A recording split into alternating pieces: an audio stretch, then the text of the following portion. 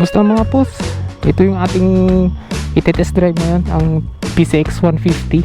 Lilinisan ko kasi yung kanyang sidings. Tapos ngayon, itatry natin i-drive. Ito yung kanyang susi. Keyless na rin siya.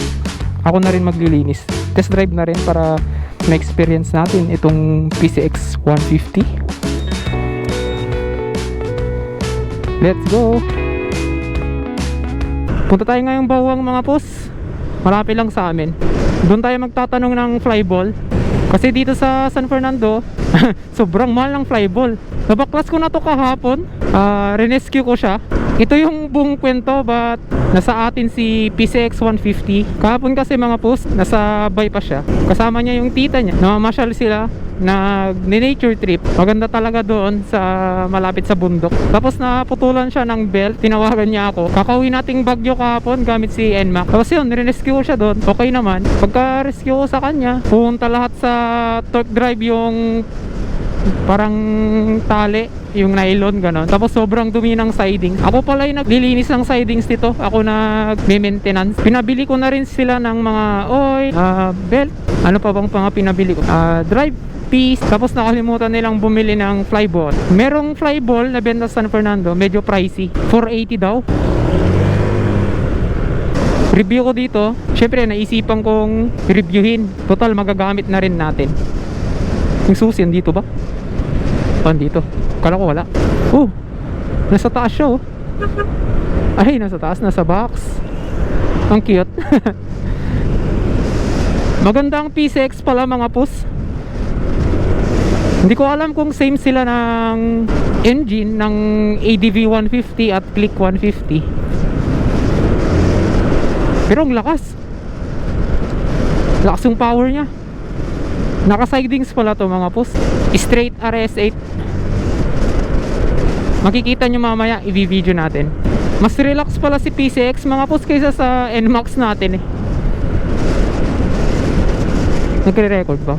Mas lower lang siguro yung kanyang manubela. Pero dun sa NMAX natin, mataas yung manubela niya. Naka-upright position. Ang smooth ng suspension. Mas bet ko yung suspension ng PCX 150 kaysa kay NMAX. Kasi yung lubak, parang ang ganda ng rebound niya. Di ba? Yung smooth.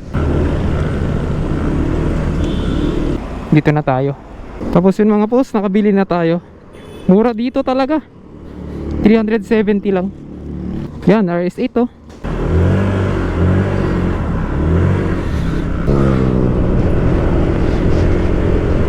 Balik tayo sa topic natin kanina mga post. Yung suspension niya. Ano na ulit tong kanyang stock shocks? KYB ba? Ang ganda ng rebound niya, harap likod. Stock shocks to eh. Parang yung sa Honda Beat ko dati. Hindi ko na maalala. Pero nakita ko dati sa shocks niya. Kasi ako din nagbaklas.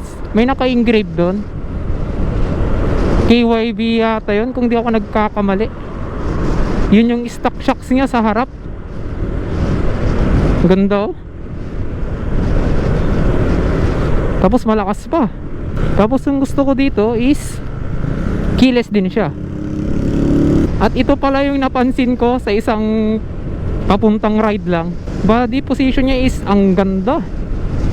Relax yung aking kamay. Body position ko din is okay din. Paa okay din. Parang NMAX na naka-lowered. Mababa yung upuan. Sorry, naka-chinelas tayo. Biglang vlog eh. Tapos yung kanyang power okay din. Yun din kasi yung una kong tinitidnan sa motor mga pus. Yung kanyang suspension. Pag uwi natin sa bahay mga pus, hindi ko agad-agad na babaklas to. Mainit pa. So magpapahinga pa tayo saglit. Magpapahinga yung motor saglit pala. At itong compartment ng PCX 150 mahaba. Feel ko hindi kasya yung full face dito. Sa NMAX eh, kasya yung full face eh. Yung V2, yung V2 natin. Parang yun lubak. Parang wala lang, dumaan lang. Tapos maganda siyang lumiko. Hindi naman sa banking na liko. Yung mga short turns, kunwari traffic, ganun. Okay naman siya. Saka ang ganda ng design ng PCX 150. Oh yun, lubak. Grabing tipid, 35.9 average. Tipid ba yun? Sakto lang siguro. Yan, lapit na tayo sa bahay. Ayoko i-banking to, hindi to atin. At ayan mga boss, mamaya ulit. At ayun mga boss, papacool down lang natin yung kanyang engine, tapos linisan na natin yung kanyang sidings.